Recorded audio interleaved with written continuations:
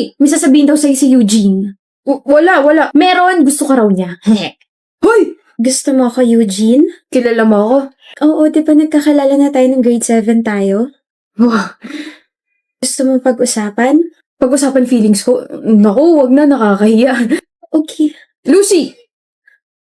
Nandito na eh. Pahingi lang ako ng 15 minutes mo. Aaminin ko lahat. Gusto kita, Lucy. Gustong-gusto talaga kita. Grade 7 pa lang tayo, crush na talaga kita. Alam kong opposite tayong dalawa. Nasa star section ka, tapos ako laging nasa last section. Madali ka mag-focus sa ibang bagay, tapos ako madaling ma-distract. Talented ka, tapos palagi ka representative sa labas ng school. Matalino ka, tapos ako gwapo lang. Ang ibig ko sabihin, consistent escort ako simula grade 7 hanggang ngayong grade 10. We're not perfect and things... Takting English yan. Hindi tayo bagay sa ibang mga aspetong bagay, pero perpekto ang feelings ko para sa'yo. Gusto kita, Lucy. I appreciate your bravery for confessing in front of me, Eugene. Hindi lahat kayang gawin yan, but... What? I wanna focus kasi sa studies ko. Hindi ako hahadlang sa pag-aaral mo. Gusto ko lang ilahad yung nararamdaman ko para sa'yo. Hindi mo na kita liligawan kasi alam kong focus ka sa goal mo. Distracted na nga ako, tapos dadamay pa kita. Ayos lang. Dito lang ako. I'm sorry, Eugene. Ako! Walang dapat ika-sorry. Ayos lang talaga. Ayos na ayos. Lucy! Eugene!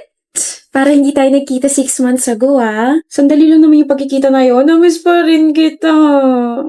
Pero the hair. I love the hair. Ang powerful mong tignan, architect. Hindi naman. Ang hinhin mo pa rin talaga, no? At ang ingay mo pa rin talaga, no? Ngayon ko lang na-realize na you grew up so well. 10 years na yung nakalipas, pero height mo, same pa rin. Ikot ka na ba? Ang dami naghahanap sa'yo. San si Lucy? Nakita niyo ba si Lucy? Pupunta ba si Lucy? Di ba Yuchi, BFF kayo ni Lucy? Wait, have you met... Oh! Ayun siya, tawagin ko nga. Wag na. Eugene, nandito na ang yayamaning business owner namin, si Eugene. Manahimik ka nga. Eugene, si Lucio, yung crush mo nung high school tayo. Naalala ko na ako yung may dahilan kung bakit napaamin ka bigla. You've changed, guys! Hi, Architect Lucy. Hi, Eugene. Hi lang, walang kiss. Char, sige, usap muna kayo. Catching up with the ones that got away. Yeah? Kasal ka na? Huh? This ring? No, this is just an accessory. Sinuot ko lang kasi bagay sa outfit ko. Why am I even explaining? Kasal ka na? Ito? Hindi, trip ko lang bumili ng singsay. Hindi cash sa ibang daliri ko, kaya dito na lang. Akala ko kasi kasal ka ni. Ano tong naririnig ko? Anong kasal? Ha? Anong kasal-kasal? Paano ikakasal to? Inihintay ka nitong si Eugene. Pagod na ako sa inyong dalawa. Kailan ba magiging kayo, ha? 10 taon na wala pa ring usad? Yuchi? Ikaw, Lucy, kailan mo aamin sa sarili mo na may gusto ka talaga dito kay Eugene? Na all this time, hindi ka nagkaka-boyfriend dahil hindi mo wala sa isip mo tong lalaking to. Alam mo bang one time nagreklamo sa akin to si Lucy nung high school tayo kasi bigla ka na lang daw lumayo after your confession? Ngayon, ako na magsasabi kasi nahihirapan ako sa inyong dalawa. Ako'y naiinip eh. Lucy girl, hindi lumayo sa'yo si Eugene nung high school tayo. Ano ba? Si Eugene? Never siya lumayo. He's always been there.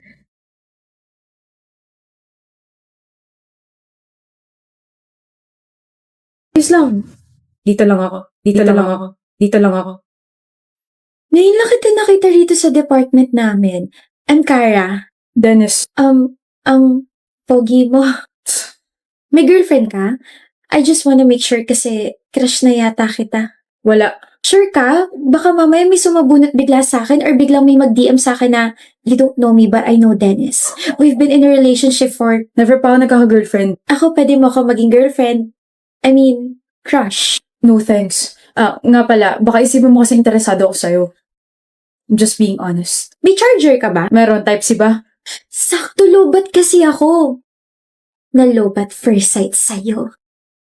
Kung hindi ka naniniwala sa love at first sight, sa second sight, third sight, fourth sight, fifth sight, hindi ako naniniwala sa love. Sa crush, naniniwala ka bang crush kita? Crush kasi napapagyan ka sa akin. Lilipas din yan. Kung ako sa'yo, huwag mo na sayangin yung oras mo sa akin, miss. Iba na lang yung kulitin mo. Ano ba't may sugat ka sa tuhod? Wala na tapilok. Just mind your own business, miss. Band-aid. Di ko kailangan yan. Kapag nalagyan niya ng infection, sisisihin ko sarili ko kasi hindi mo yan natapalan ng band-aid kahit inalok kita.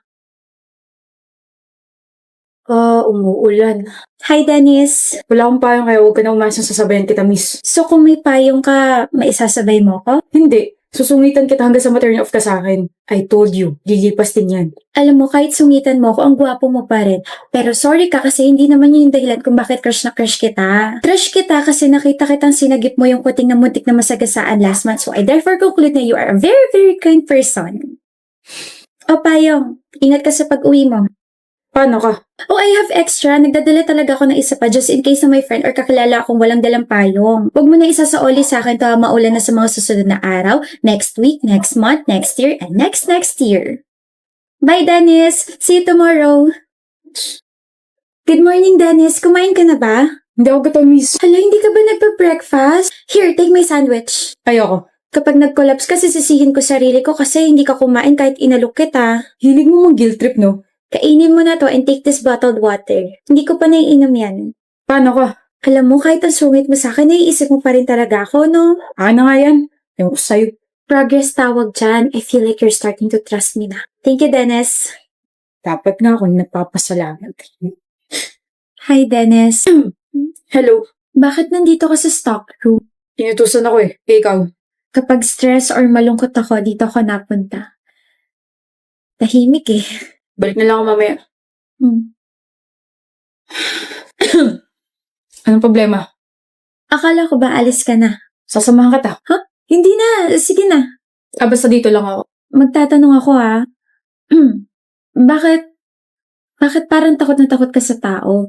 Bakit parang ayaw mo nilalapitan ka? Ayaw mo na nagbi-build ka ng connection from other people? Okay. Iniwan ako ng mga magulang ko ng bata ko. Yung nanay ko namatay tapos yung tatay ko sumama sa ibang pamilya.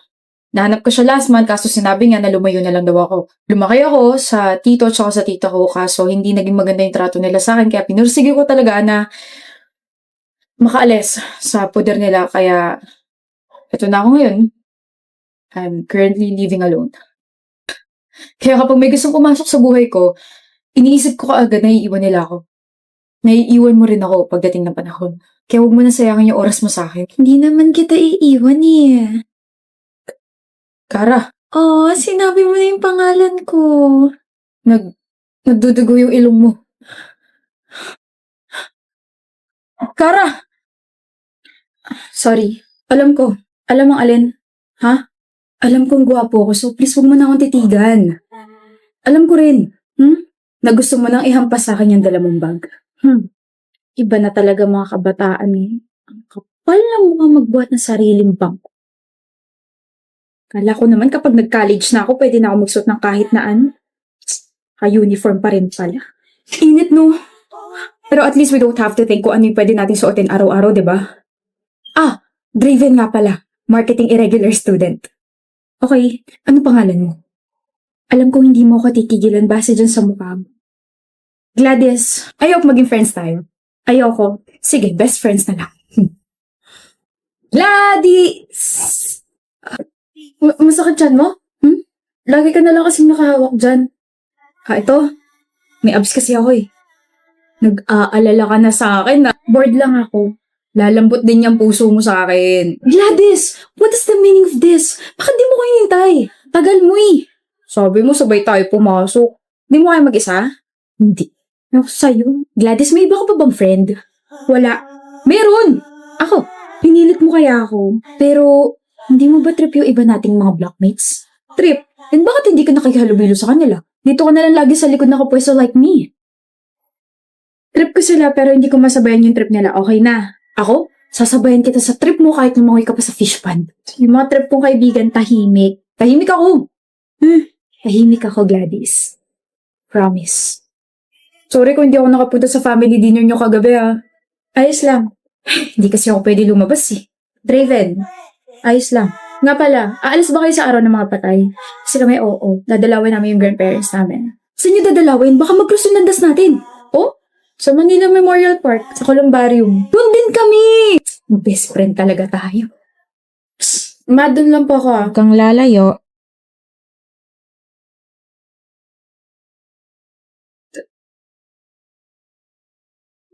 Draven Galvez. You know my brother? Po? Brother? I'm sorry, I'm just surprised. First time kasi na may ibang tao lumapit sa vault niya. Draven Galvez? Draven Galvez, kilala mo ba siya? He doesn't have any friends, pero based from your reaction, parang kilalang kilala mo siya. Patay na siya. Huli ka na sa balita. Since last year pa, 2 saksak sa tiyan. He was murdered inside the campus. Gladys! Bakit nandito ka sa campus? Araw ng mga patay ka na. Bakit naka-uniform ka? Bakit? Totoo ba? Totoo bang patay ka na? Sorry, hindi ko sinabi. Naghihintay ako eh. Naghihintay? Naghihintay ako na may makita sa akin dito sa campus at madalaw ako ng taong yun sa vault ko. Yun yung huli kong kailangan gawin bago ako payagang makaalis dito sa school. Trip. I sometimes wonder bakit laging malungkot yung mga mata mo. Na kahit nangiti ka, natawa ka, hindi yun nawawala. Na parang nanghihingi ng tulong. Kaya pala palagi kang nakahawak sa tiyan mo. Kaya pala hindi ka man lang tinitignan ng ibang blockmates ko. Kaya pala parang may pumipigil sa aking hawakan ka. Kaya pala kapag nag-uusap tayo,